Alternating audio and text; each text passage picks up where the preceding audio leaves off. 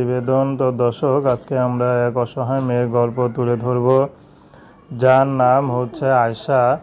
আয়শার মা নেই, আয়শা ছোট একটা বোন আছে, আর আয়শাই বড়। আয়শা এখন একটা সেলাই মেশিনের কাজ করে। আগে গার্মেন্টসে চাকরি করতো, সেটা ছেড়ে দিয়েছে, কারণ আয়শার বাবা রিক্সা চালক।